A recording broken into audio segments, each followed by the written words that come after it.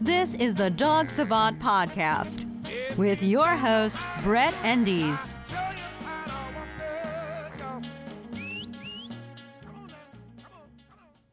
Hey everyone, and thank you for listening to the Dog Savant Podcast. Welcome. I'm Brett Endies. I am your host. Today is going to be episode 51. This episode is going to be different. I'm actually going to be pulling some audio from an old recording I did, and I want to do some more of these. I've spent a lot of time recording videos. I've posted them up on YouTube, but I figured I'd share some of my ideas, philosophies, and experiences here on the podcast as well. If you're a new subscriber or listener, thank you for tuning in. Continued listener, subscriber, as always, thank you. If you haven't, please do subscribe and rate, review, and share so this podcast keeps getting momentum. It's also great when I see that you're doing that. It motivates me, makes me want to share this information. Why do I do this podcast, and why am I so bold to put the information out there? I am a professional dog trainer for over 25 years. I'm based here in Los Angeles. I'm a problem behavior specialist. I do basic obedience and puppy development and counseling. My website is dogtrainingla.com, and you can also follow me on social media at the Dog Savant, TheDogSavant.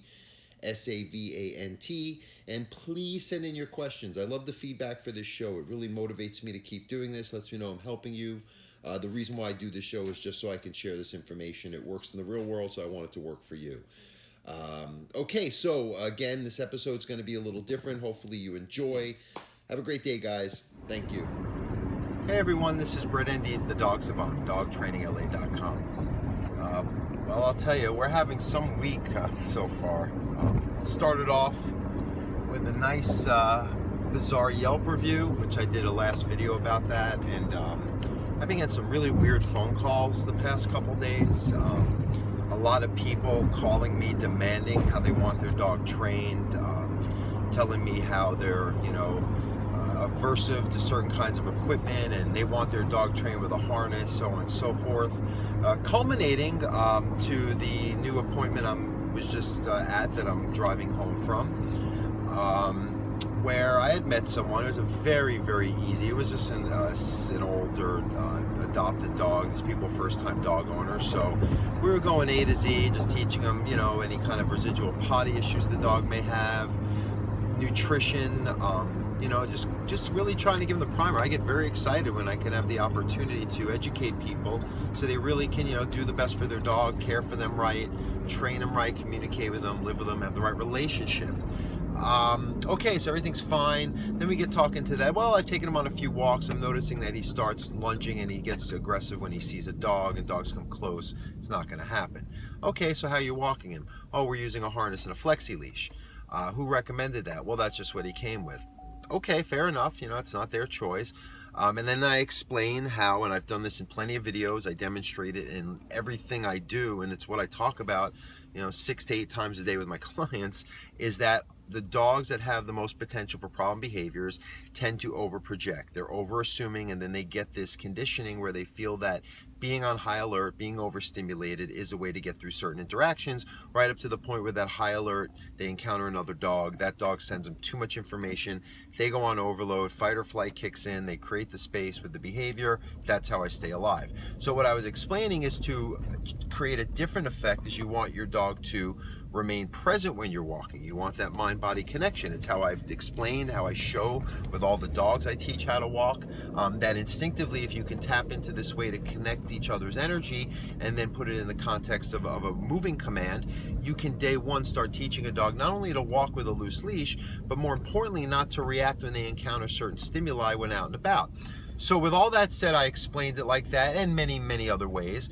And then I start seeing the people kind of tune me out. I'm like, oh, okay, well, I'm talking about control of a dog, and something within your psyche is aversive to hearing about that. And that's what happens with certain people who are drawn to positive reinforcement training and not seeing the flaws in that, because they're caught up in a world where everything has to feel good and make sense to their opinion or personality versus actual realities. And I hate to break the news to many people, nature doesn't care about your opinion or feelings about it. It cares about what is.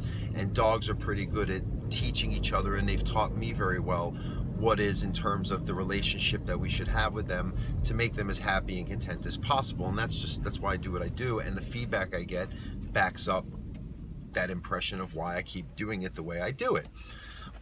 So I kind of stopped right there and took a pause. I'm like, look, I kind of get where you're at. Let me explain why having a dog on a collar, and we were just having at that point a flat buckle collar on the dog. I haven't even presented, a star mark collar, which is, it's just a plastic collar. It creates pressure. These aren't sharp. You can, it doesn't hurt the dog, and it's not about snapping it or correcting. You've seen it in my videos. So, but even before that, it's around the dog's neck thing. And then I started explaining, because it is a problem, and responsible dog trainers need to educate that a lot of forms of dog training, the gentle leaders, the harnesses, has been popular because of that kind of thinking, that if we can get past the emotions that it creates and just see like, oh, I'm not hurting my dog. This is how they communicate. We're not trying to choke our dog or do anything harmful or painful. It's just communicating with pressure to get a dog to relax. And actually that's going to make them feel better, calmer, happier, and of course not reactive in everyday life, where they should be able to navigate it in a much more calm, content, safe way or secure way. So, she's tuning me out, and I keep explaining, as you hear me explain when I have my videos on positive reinforcement, all these things, that I'm not just going based on an emotion. I'm really breaking this down from a position of experience and a deep understanding, I like to think, of the human dog condition, and what's best for dogs when they have problem behaviors. And then she kind of just is like, let's just do the next thing. Like, all right, well, now we're getting to this position where it's slightly disrespectful, because I'm here as the expert to help you. I give everyone 150%. And again, I get it. I know where she's at, because she's tuning me out because she doesn't like what she's hearing. So I have to address this. I'm like, look, I've done this dance before. I'm in front of people all day long like this. I get with this kind of reaction. I don't get it much, because most people have a little more respect and open mind, but I get it. I'm on your side. Let me explain why you're feeling that way and why it's different in terms of your dog's interpretation or reality's interpretation.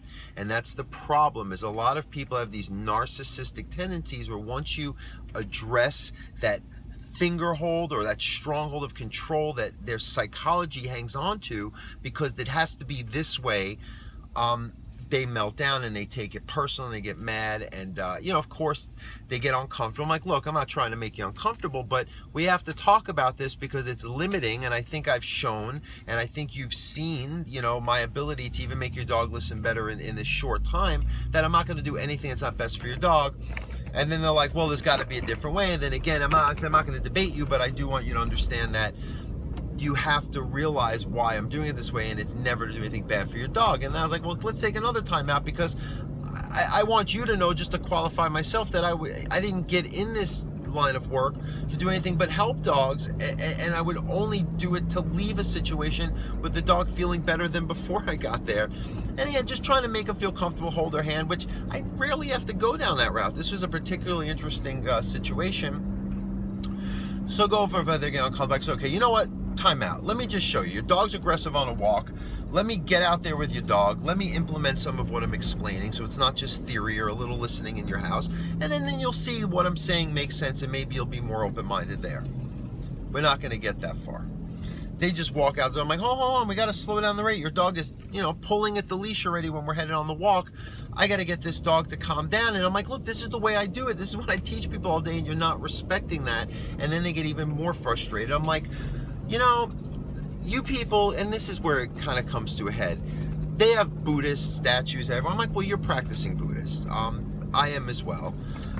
For me, I think Buddhism is not to confirm that my narcissism is okay. It's to examine it and remove it, so I can see things more purely from the point of view, not even a point of view, just as things are, not even from someone else's point of view, just with pure enough compassion to see what is actual reality in terms of how things inherently exist.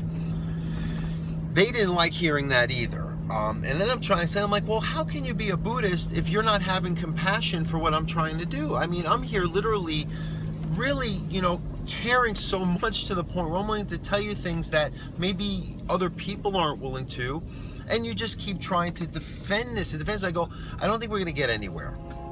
But really, I can't leave with things this way, so I refuse to take their money. I won't. I will never, ever take a penny from a person who does not appreciate what I do, or if they don't think I can help them. It's just I have enough people who I do help, right? Then they're getting, oh, we got to pay, right? Because now I'm tapping into their guilt. And this is what it's coming full circle to. I know people. okay? And I know people through their dogs. And through their dogs, we open up that window that makes them have to reveal themselves for who they really are versus the mask and the way that they present themselves versus the way they know deep down, aware of it or not, who they really are. So I was like, what do you do for a living? For that she even said, she's like, well, I don't want to argue with you because I argue all day for my job. I'm like, oh, okay, what do you do for a living? I'm an attorney. Well, I assumed it at that point. It's like, okay, I get it. I was like, so here's really what's going on, is you're doing this whole Buddhist spiritual thing because deep down you're not a good person, because really most attorneys they're just not good people. Very few are on the crusade to help, and they're fighting all those other attorneys that are not good people. So right there says we just see the world in two different planes of existence, and that's the issue, is that I'm revealing a lot of things that you've spent a lot of time building up around you, and that's when they just asked me to leave. This doesn't happen. It's kind of funny. And then the guy just says, I just have to tell you something. I'm like, okay. And he seemed like a really nice, peaceful man. I actually liked the guy, and he seemed to kind of get it, like at first, but I think he was just one of those guys that had to just accommodate what his wife was, because she was really very impatient, a very controlling kind of personality, unfortunately. And he's like, how long have you been practicing Buddhism? I'm like, well, actively and off and on for almost 20 years now. And I don't claim to be the Dalai Lama, but, I kind of have, a life that puts me in this world of understanding certain things that a lot of people, it's like they only compartmentalize the time that they practice their Buddhism. Where I wake up every day, this is who I am, this is what I do. And he kind of was like shaking his head like, well, the way you're acting is not Buddhist. I'm like, no, it actually is. I'm speaking about reality as it inherently exists, and you are masking what's going on because you're trying to tell someone who is in this position interacting with dogs and their owners all day long as a professional that your opinion and feeling about it, even after that professional articulates very compassionately, clearly, you hear the way I talk about dogs. I think I can make sense when I'm explaining their condition and the relationship we have with them. And you still want to come at me with, well, that's just your opinion kind of mode. That is exactly it. That kind of thinking does not always work, people. It isn't about your personal feelings. Sometimes we got to let that go. Sorry about that. My battery died, so I figured I'd just finish up here when I got home. So that's what happened today. It was a great learning experience. And it's not a common thing. Most people are very open-minded, especially when you explain and demonstrate the merit in a different approach and perception when it comes to dogs. That wasn't the case this evening. But it was a learning experience for me. It was a growth experience for me. The only negative, okay, I'm thinking about it and searching around, I realized one thing did come about it that isn't so great. My brand new $35 leather leash is now sitting on their kitchen table because I was in such a rush to leave that uncomfortable situation. I forgot my leash. So I guess you win some, you lose some. That's the Buddhist way now, isn't it? Anyway, thanks for watching. Have a good night, guys. Bye-bye.